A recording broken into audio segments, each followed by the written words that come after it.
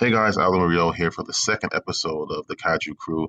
In this episode, we talk police brutality. We dive into different types of police stops, whether or not you can record the police, and much, much more in this episode.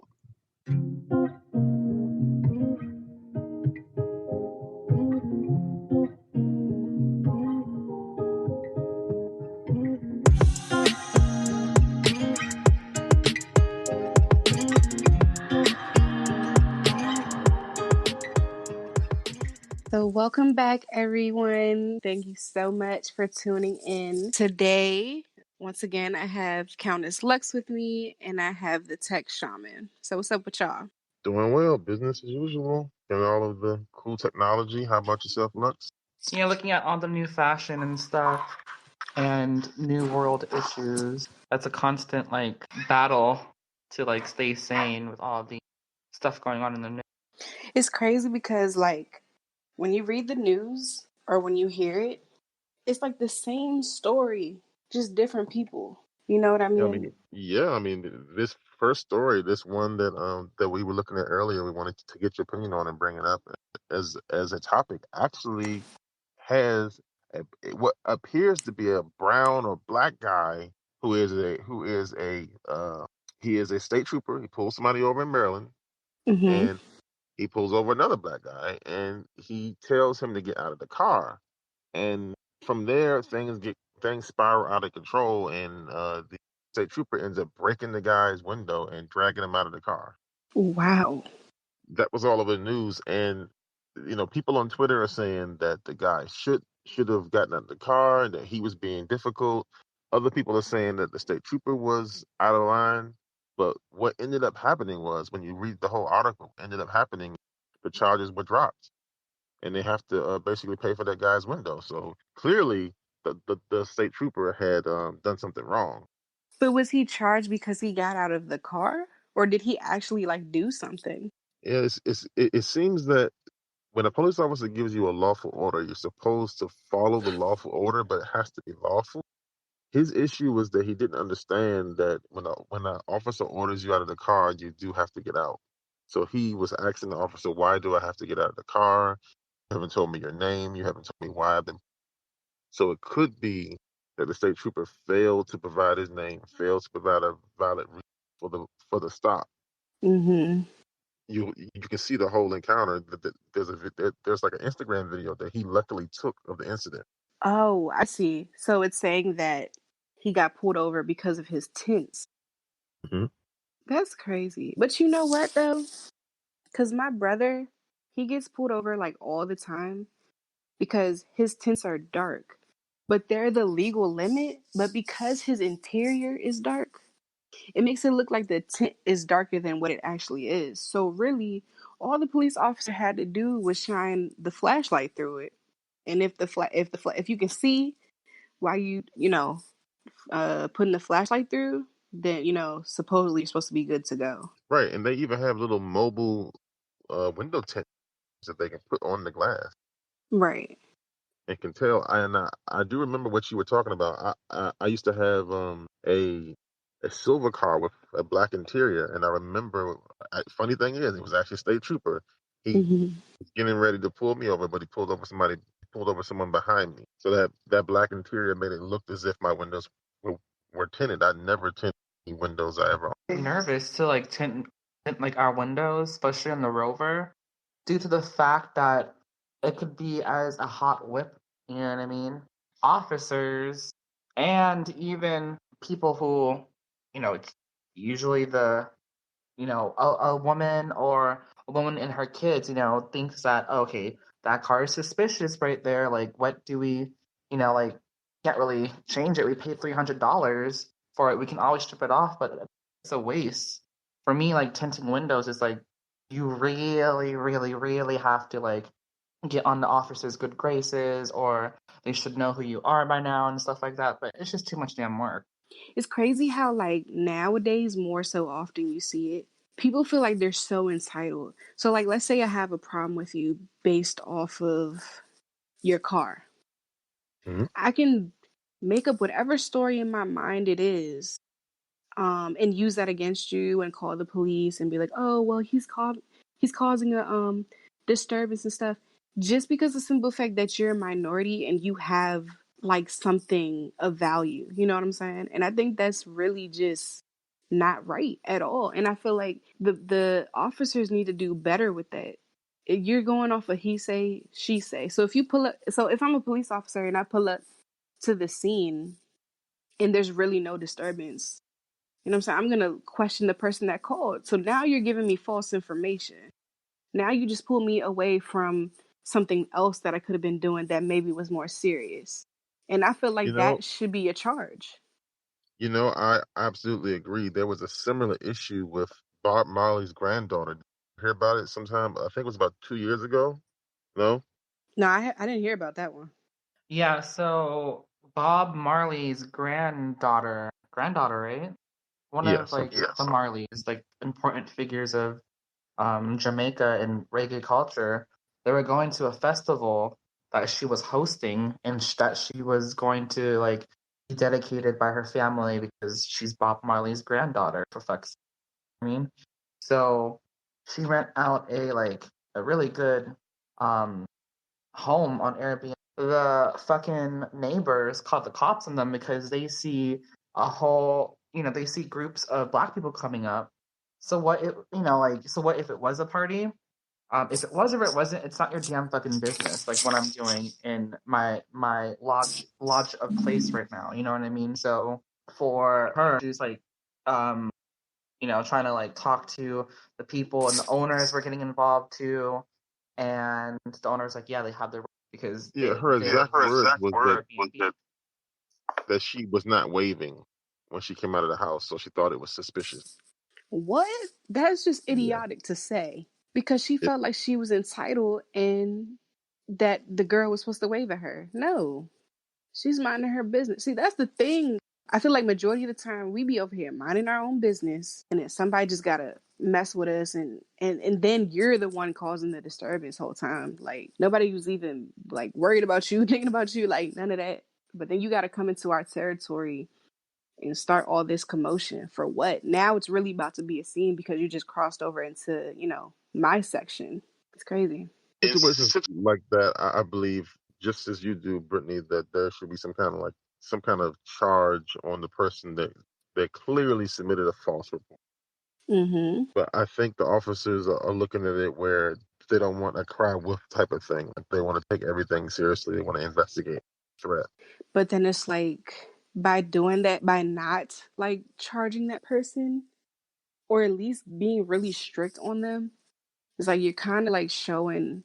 It's almost like a slap in the face to that other person because it's like, dang, you're not gonna say anything. Like you're not even at least gonna give them like a citation or or something minor so that they know, like, look, you can't just call us just because you're uncomfortable, like, with your own insecurities, because really that's what it is. You're uncomfortable with yourself. So now that I've came around or stepped out, you know what I'm saying, you feel some type of way. So now you're gonna call the police on me. I feel like if the police don't have any type of like, if there's no consequences to the person that called, it's basically telling them like it's okay to do this. You know what I mean? Absolutely. I don't know. Some people might disagree with that, but that's just my opinion. I totally agree with you, Britt. You guys, when you guys are talking, but I definitely agree. I feel that they should be penalized for wasting the Mm-hmm. officers' time. Like people are dying out there. People are getting shot. People are getting killed. People are getting eaten. People are getting kidnapped. Mm-hmm. If you check the FBI site for missing kids, these are kids who are minorities that are missing. You know what I Mm-hmm. mean?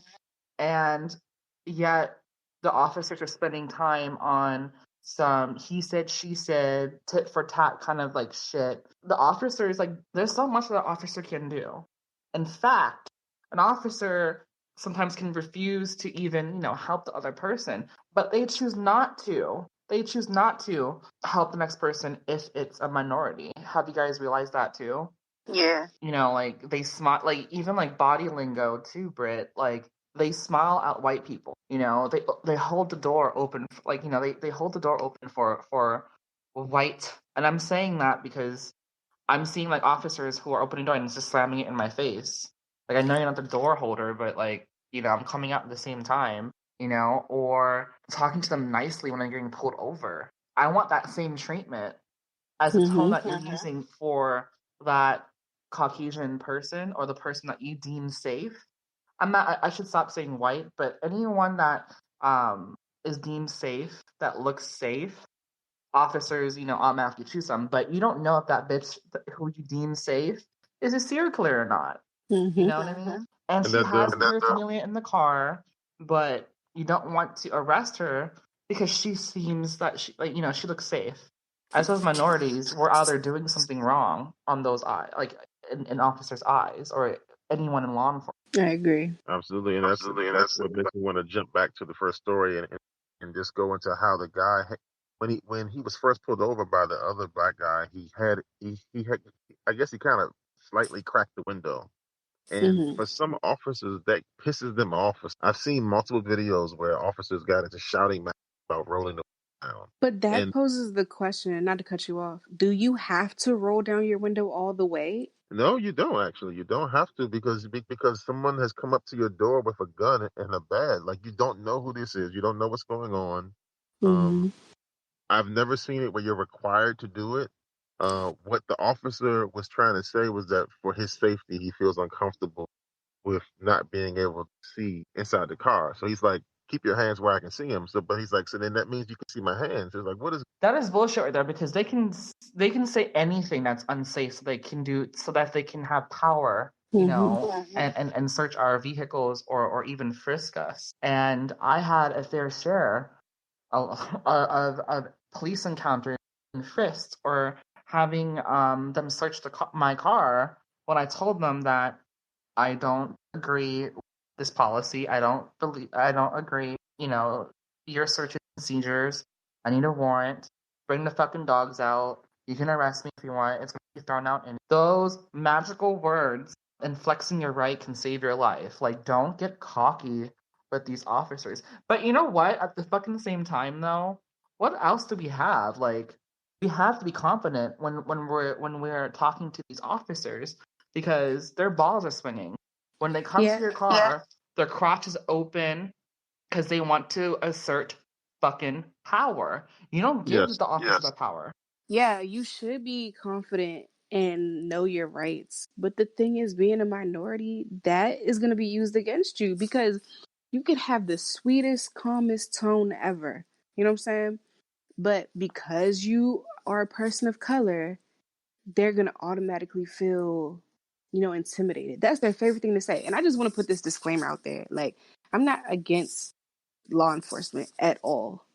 I'm against how a lot of them just take it the extra mile for no reason at all. I have to agree with you as well. My father was a police officer for a long time, a federal police officer. He retired about 2 years ago. I know they have a hard job. I know their lives are on the line. Yeah, But at the same time, you are wearing a uniform. You are supposed to be a professional. When you interact with people, you do so in a professional manner. And some right. of them are not doing that. They're not living up to the badge. Let's put it that way. They're not Mhm. living up to the badge. When do you think, or what do you think was the reason for all this? Because, it never used to be like this. We never really had police brutality. I mean, of course, we had it here and there. It was kind of like, what I'm trying to say is it wasn't as common as it is now. So, in your opinion, or maybe you have facts to back it up, what do you think was the cause in the rise of police brutality? Well, honestly, I feel like it's probably still the same amount. I don't think there's been a reduction, and I don't think there's been a increase in them. What I believe is that we're able to join people in their cars because he live streamed this account. Hmm. So I believe this technology that has brought us to this point where we can be in that man's car with him, watch his facial expressions, look at the body language of the officer, and make our own assessment and realize, hey, what that state trooper did was wrong because I can see it, I can hear it, I can see it, the look on his Hmm. face. I can see that when the other officer pulled up and the person inside of the car says, "Hey, sir, another police officer is here. Can I just speak to him?" And he's like, "No, you got to get out of the car." He broke the window before the other police officer even got out of his car because he was trying, in my opinion, he was trying to like be this gung ho man. He didn't want the other officer to get there and see that he couldn't control one guy. That Hmm. was all ego. That was all testosterone spinning wildly and dangerously out of control. But see, I'm curious because I thought in Maryland you're not allowed to record police encounters. Oh no, it's called public officials doing public work. Oh, Now, what okay. you can't do is you cannot interfere in an investigation. So you can't walk over to them while they're working and like get directly in their way. But Mm-hmm. if you keep your distance, you are completely within your rights to record public officials conducting public work. Okay. Now, they may try and say, "Hey, you're like," because you know how what you said earlier, you kind of mentioned it, you kind of hit the nail on the head. If they say, "Hey, you're impeding my investigation. I'm going to arrest you for impeding my investigation. Go across the street." Well, then you can go across the street and you can record from across the street. Okay. But you can't be like in his way. You can't be like behind him because again, he feels threatened. But legitimately, if he thinks that this could be a friend of yours or whatever, he might think that you might try to knock him in the head. I can loosely understand that. So yeah, Mm-hmm. I'll cross the street. I'll record from across the street. Right. Okay. I didn't know that. Now, what we do have is a law that states that if it's a phone conversation, because we are one of those states who actually need two-party consent. My bad. It's a state where you actually have to have consent for a phone conversation. So anything that has to do with virtual, both people using virtual or handheld or any phone, anything of communication, you have to have consent if it's like a voice recording or something, or that whole case to anyone. We're all entitled to. Now, it could be a blessing or it could be a curse because, if you need evidence and they don't consent, you're fucked. But, if they do, it's a good thing. I also want to say that people are not perfect, right? But this is the reason why we're having it. People are not perfect. People have psychological issues. People have physical, issues where they want to like fill that hole with something else. And sometimes the badge is not for everybody. Some people can't handle the weight and the power and the responsibility that comes with being an officer of the law. Right. I agree. This is the reason why they have psychological evaluations. This is the reason why they go through lie detector tests. This is the reason why when they fire that weapon and they kill somebody, immediately within so many hours, they pull their toxicology report on their blood to find out if they were on something. And I feel like And the news forgets that for a time. That like the police department are working very hard, at least on paper, at least on paper. These guys are good. now, Brittany, you ask why are police officers doing these? Like you said that you just saw a change, and you're asking why are they causing brutality for civilians? I feel like it's always been police brutality, but I feel like we see it a lot more now. And like Alvin was saying, the actual act of the police brutality has not changed, maybe. But the rate that we are seeing it and receiving it has definitely increased because now it's like every day there's a new story about how some police got trigger happy or they beat up somebody. I just when I was younger, I don't really remember seeing it as much as I do now. You know what I mean? So I'm just wondering. But I think Alvin was right though, because of social media. Everybody's so connected to their phones, their laptops, or whatever it is. So it's easier to like show people what's going on, especially like in real time.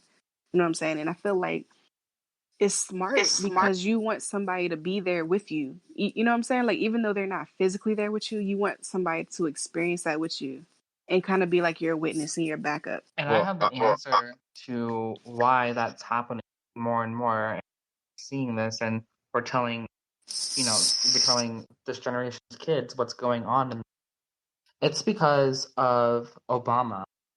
A lot of the conservative did not want black president, obviously, because he's a Democrat. But I also feel that, in my theory, this is just my theory, that that's why they voted for Trump in this election.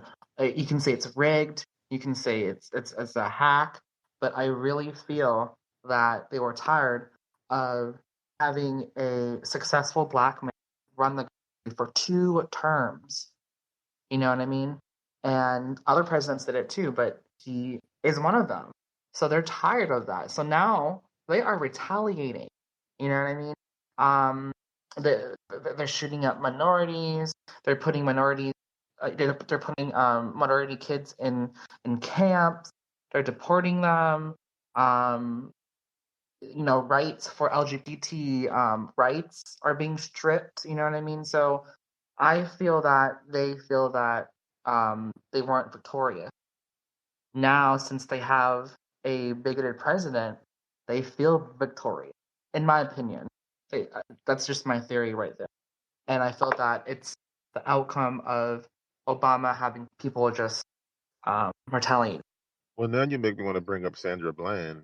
You want me to read the story for Brittany and our viewers? You can if you wish. Okay, it's his name is Jeffrey Epson. Killed himself today for sex trafficking, and it's on Sky News. He's 66 years old, and he was held in jail without any bail. He was accused of abusing dozens of underage girls in New York and Florida. This guy is a creeper. That is for him, that was an easy way out. That was an easy way out. He abused dozens of girls, little girls. He's a pedophile. And that's crazy because for Sandra Bland, it striked me because she was an advocate for mental health. People that have mental health and disabilities, and she was like a member of that group, and for her to do like that, it was just I don't believe she did it. You know what I mean? Um, and I'm not gonna dive in, but I don't that I feel that it was a race powered uh that that police department concoct. Because I was talking to my parents today, and I was telling them, we were just talking about like all the different stories about like minorities and like their involved or their encounters with police. And my mom said it's crazy that it seems like it's better to be on the inside than it is on the outside. And unfortunately, I have to kind of sort of agree with her. What do you mean by being inside? Like what part like are we playing a inside role? Like being locked up, whether it's in I jail, penitentiary, whatever. Because sometimes you're gonna get sometimes you're gonna get better treatment than you do in the real world. And that's actually saying a lot because you see all these documentaries and how like it is on the inside and how these police are just like torturing the inmates. So if you're saying that it's better that if you rather be in jail dealing with that versus the real world, yeah, that says a lot about our society. And not only that, Brittany, we have one of the world's largest private jails as well. That's not federally funded, and anyone can own jails. It's another business. It's another housing business in a way. Think about it. So for us to for a person to open a prison, I think it's kind of crazy to have that as your business venture. If you kill someone, and I hate that I always have to go to that extreme, but I mean, it is what it is. If you kill if you kill someone, no, every single right is taken away from you because you did something that inhumane. Why should we still let you have the right to do anything? You took an innocent life. Now, it's different if, it happened because of self defense, and that is even like a tricky topic in itself. But if it was true self defense and you killed somebody, no, I feel like you still should have your rights, particularly to vote. But if you're just killing, if you're just on a killing spree, or if you're like this guy that we just were talking about a few minutes ago, and you're, sexually abusing, these girls or these boys, whatever, then you should have no right to do nothing but to rot in jail. Period. That's my opinion. And I do agree with that as well.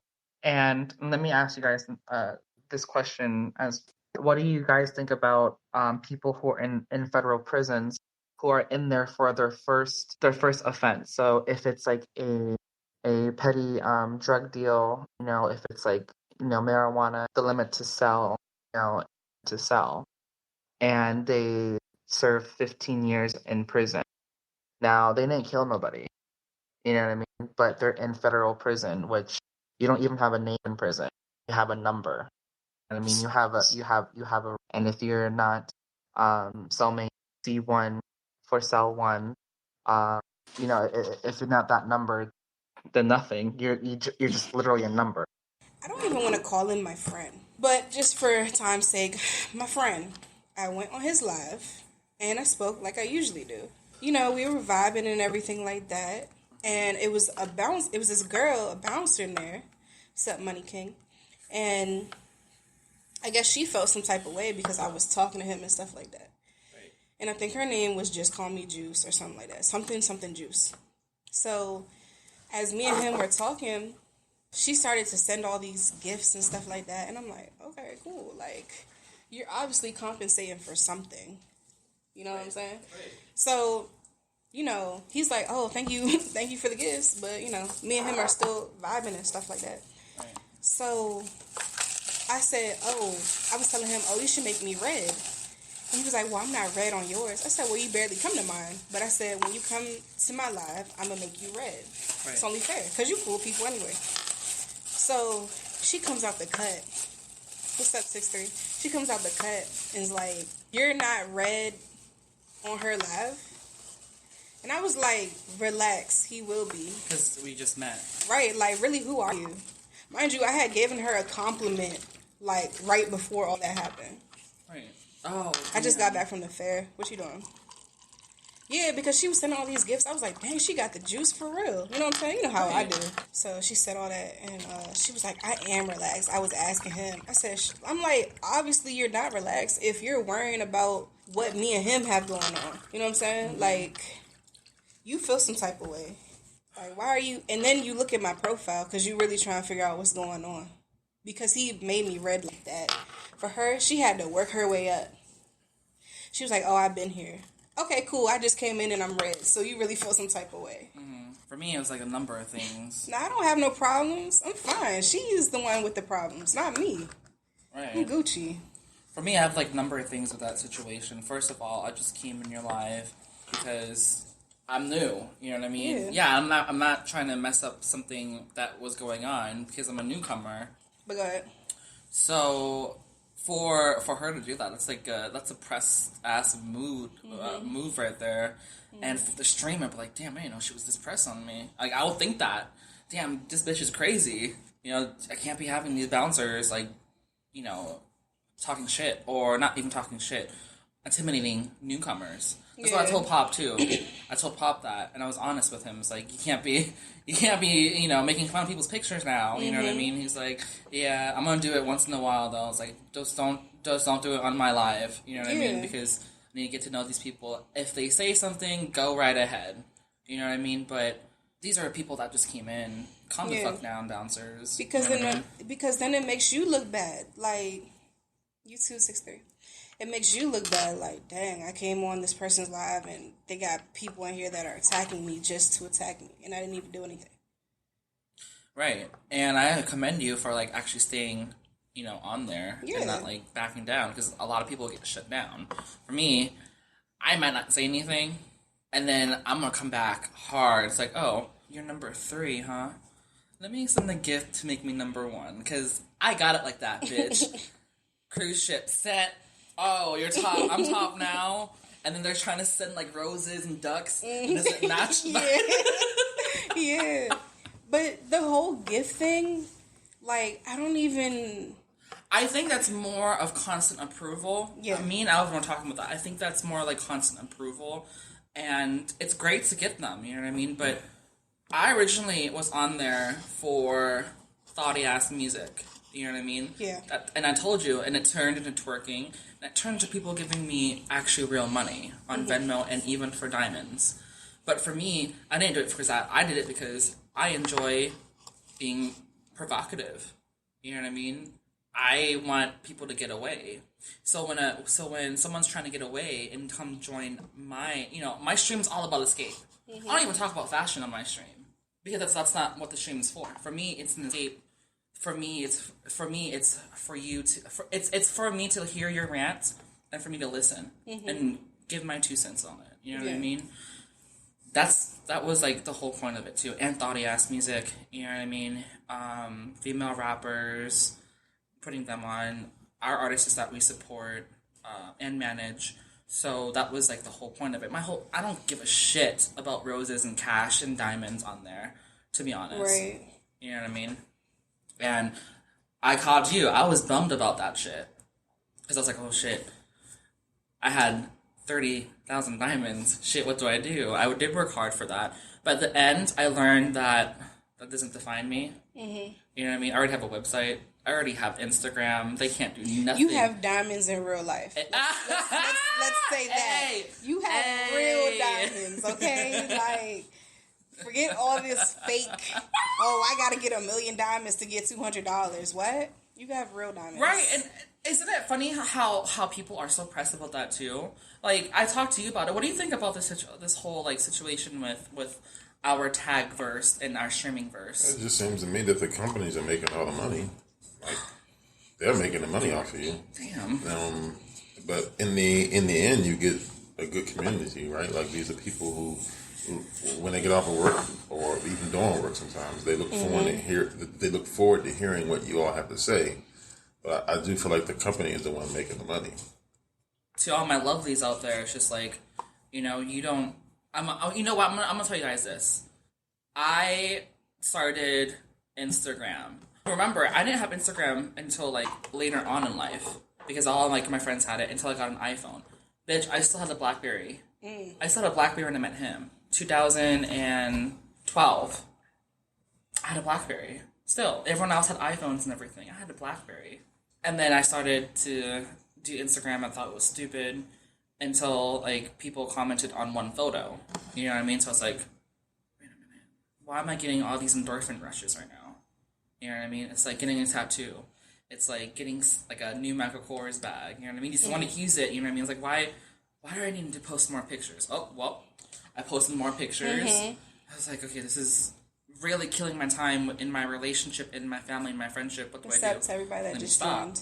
So then when I joined Tagged, it was later on in life where I felt a couple of months ago where I felt very vulnerable. You know what I mean? So it's just like, okay, I need this constant approval right now because I'm nothing at the moment. Wait, you feel like you needed the constant approval? You know, like when you're depressed. Yeah. Especially when I'm depressed, I feel like I'm not wanted, or I feel that I fucked up and I'm not wanted. You know what I mean? So for me, for my defense mechanism, I need constant approval. So when I'm depressed, you guys want to see this, or when I'm stressed out from the news, I post shit up. You know, like, I remember when Trump said something about how Baltimore, you know, like almost like our people were scums. We were raised in Maryland. That might be a different side, but that's still our people. Especially Maryland. Out of anywhere, it's like, okay, I need to post something about this poor shit. I tagged Inner Harbor with my purchases. You know what I mean? It's like, we're not poor. Shit. In the Inner Harbor, they got, what, Michael Kors. They got Gucci in there. They got all those, like, major, like, brands he doesn't know. And in fact, he never even ventured out. So I was stressed about that. I'm going way off topic right now, and off course, but any news that we seen today that kind of like struck our attention? Not today, because to be honest with you, I slept all day until we went out to the fair. It was one of the stories I sent y'all, I think yesterday. It was about this 8-year-old boy. I think it happened like a few years ago, but I guess it was brought back up. And it was a mom, and she had, I think, 3 sons, and she was living, or the boyfriend was living with her. So the police were looking for the boyfriend. The boyfriend had a gun and drug possession charge. So they were looking for the boyfriend, and they one officer went into the child's room And, you know, he had his hands up and everything like that. He was sitting on the bed, and the officer was like, put your shoes on and stuff like that. So the boy went to go get his shoe. He put one of his shoes on. The officer had the other shoe and his gun out. And he ended up shooting the boy in the knee. And I'm like, why? Why do you have your gun out? You know that that's not even the person that you're looking for. You're looking for the boyfriend. Right. You know the boyfriend's not 8 years old. You know the boyfriend's not a child. I wouldn't even told the boy to put on shoes. I'd be like, go to the living room. Yeah. Hey, my car is outside with the lights on right now. Can you go to there? Yeah. You know And what I then mean? if you're telling him to put on his shoes, why do you have the other one while you have the gun in your hand as well? The safety was off, everything. Let me ask you a question. Do you think he said that because he was afraid? So it was a lie. He was afraid. You know. I think that was a last minute cop out It had to be. because But I don't understand. Not to cut you off. I don't understand. Like, how are you afraid when people are complying with you? If you're telling me to put, first of all, if my hands are already up, you don't even have to tell me because I know it's about to go down. Okay? But if you tell me to do X, Y, and Z and I'm doing X, Y, and Z, Joe, you a hater. Gave me the middle finger. Some people look at law enforcement as like all of them are always the heroes. Yeah. And I think I touched on this before, or maybe on the podcast we have yet to, get back yet from it being edited. But they're all not heroes. The reason why is because all humans are not heroes. Humans are fallible. Humans have issues, and sometimes, not all the time, but sometimes you run into police officers that will abuse their power. They get soaked up into that authority. Not everybody's worthy to carry a badge. It's a lot of responsibility comes with that. So now, you know, the boy, I can't remember if they said either he was paralyzed or he can't walk or run ever again.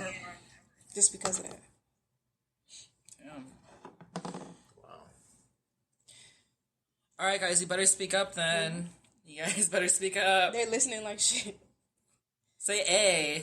Right. If you're If real. you agree with me or something. Have you ever had an officer pull a gun on you before? Knock on the table. I think Lux has a story, but I also have one myself. This was years ago when I was working in Circuit City. I'll try to make it really, really quick. We got pulled over in College Park by a state trooper. He had a female officer in it with him, and we were in an Escalade with tinted windows. We were going to another Circuit City to drop off game cases, and the police officer took his weapon out and walked alongside the car. And I remember looking in the, because he came along the passenger side. I remember looking in the side mirror, and I told the driver, I said, Reggie, this man got his gun out. And Reggie was a heavyset black guy. He was angry that the dude put out his gun. I'm like, Reggie, don't overreact. I don't want them putting their knee in my back. Right. But that was my first experience of officer drawing a gun for what? Literally, as far as I'm concerned, we weren't a threat. What? Mm-hmm. That was crazy. But did you have anything? I have many accounts with guns pulled on me. Many.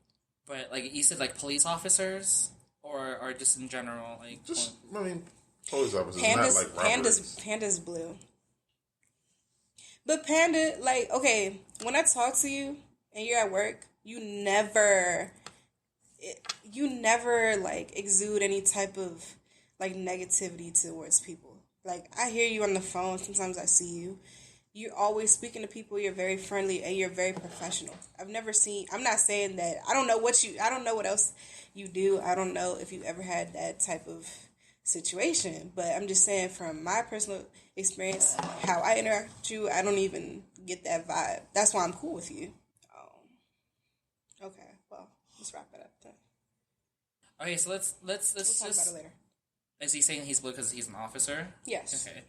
In DC, why are you confused? He's probably confused about what I just said, but we'll talk about that later. Right. But anyways, the grand scheme of things, we all need to coexist, even if we don't believe in a specific belief, a lifestyle, Hey Stella. or law enforcement or anything like that. We all need to just understand each other and understand each other's struggle, and is this really worth me pulling out my gun If if you're caught, is this really worth pulling out my gun? You know what I mean? I know he's black. I know he's Hispanic. I know he's Asian. They might have tattoos. They might not even have tattoos. But us, for me, like seeing this as a minority and witnessing this, it's just like we just all have to respect each other. Yeah. You know what I mean? And that's what I can say. Just one love. Yeah, I mean, I just wanted to add in there again that humans, nobody is perfect. So, depending on how long people have been in law enforcement, I know they've run across the people where they were like, that was a mistake. I don't feel right about this, but I know that I'm on this side of the law. I need to stay with my people. I need to stay within the realms of my power. I can't report this guy because he's my brother. They have that mentality. And that is something that I think the system has to work out. They have to work out disciplinary actions when people do stuff that's not professional because they're wearing a uniform. We expect you, as citizens, we expect you to be professional at all times. When you pull your weapon out when there's no threat, that's not professional. Hey, Greg. Hey, Greg. My father was a federal police officer for Oh yeah, over 20 years. So I've heard stories. I've heard how things work. I witnessed it too. applied to be a sheriff. I've gone through the polygraph test. I've seen how hard they test people to make sure that they aren't crazy when they come in. Like the dude actually asked me, was I a part of any like subversive terrorist group? Was I a part of the KKK? They had me sit on this mat to like see if my asshole is clenching when I'm asking these questions. Right. That's because when people get power, they can go a little crazy. So they try to weed out the crazies at the beginning. For me being a speech pathologist, I had to sit with polygraph examiners, and I had to like witness these questions, these crazy ass questions, and then they get the psych evaluator. So what you're doing now is you're passing what is that test called? You have to pass like another test. Oh my god, I can't come to my head right now. There was the written test, and then they did the polygraph test, and then you got to go and do the physical part. So there's psychological. There is okay. So literally, I'm sitting in the room with them, and just like idle, like kind of seeing which tone dilated, which who's nervous and stuff, and I'm coordinating with the polygraph examiner. So these questions are like, what do you see in these photos? And then they put a black light over it. Mm-hmm. So when the black light hits it, it's a different color. It's a different picture altogether. So then I'm looking at it too. I'm like, I saw something else. He said he saw sunflowers. Bitch, I saw a demon. You know what I mean? And then like I'm looking at this, and then I'm talking to my colleague, and I was like, Jane, Dr. Jane, have you witnessed? Because I think I'm going crazy. She's like, yeah, it's a psych ward. We have to like, I can't say a lot of this shit, but we just had to evaluate. We just had to like evaluate them and see what they see in the picture. Mm-hmm. So she said, if they don't see something crazy like we do, then they get the cut. I was like, I saw a demon. Yeah, he's gonna get the cut because he saw sunflowers. And with that, she said that, and then she taught me the difference between a psychopath, sociopath, and then I forgot the third one. The other path. Empath. The third path. Where you like sympathize with them, but then they turn out to be bad. So there's this psychopath, sociopath, empath. I don't know that word. I don't know the other one. Well, it's interesting that you bring it up. Like, do you think you need to have a strong sense of empathy to be a police officer? Is that even the thing? Like, do you care if the person can empathize with someone? Panda, are you still here? You have to a certain extent. I think, I don't know because I'm not an officer, but I think you should. Judges too, though, because like those cases where the woman gets locked up because she had to do what she had to do to get away from her aggressor at that time. You know, we talked about that last time. Or not last time, but Take a strong you punch. have to have some type of empathy, I think. Right. Because the reason I bring it up is because I believe some of those disorders Yeah, there you go. and some of those categories of people that have issues and they're more apt to violence, those are the people who Thank don't you. understand that they're inflicting pain on people. And then the ones that enjoy, they get pleasure out of inflicting pain. Those are the real monsters. Yeah. Those are the ones that, you know, tie people up and rape them and do all kind of stuff because they need to see they have power over someone. That's the reason why they go through those psychological evaluations. They don't want to. They want to make sure they're not protecting somebody like that with a badge because there's a lot of protections that come. I'm with okay. that. Thank you. Do you think, like, the people that are like that and get a badge, that they were bullied when they were younger? Or not even younger, just bullied in life? You can tell. No psychologist. You can tell because a lot of officers might not even fit and pass the regular altitude test that places officers have to go through. At the same time, they're getting the job too. Like, I see, really, Panda, like, I need for you to be on here because we need your 2 cents too. But I feel like there's a lot of overweight officers too, which doesn't even make sense. You know what I mean? Now I'm going to another topic. I know I forgot what we were talking about, but that was the most important thing for me to say at the moment because I always look at that. It boggles my mind sometimes, the lifestyle of officers. I know that they're underpaid. You know what I mean? I understand that they're risking their life. I understand that, and I thank them for that. But in the end, too, there's two. If you pull over two people and they're one is white, one is black, and then they didn't stop in a stop sign. You know what I mean? And you like run their stuff like with the. It's almost like if they both have like the same case, like the Rena Center shit, like a court, stupid like petty crime or not paying for a bill. So that's always like my one example. I don't know why I always bring that. You always bring death. I always bring up Rennet Center. Never started. Hey, we got 10 extra minutes. Hey. Because you told me to.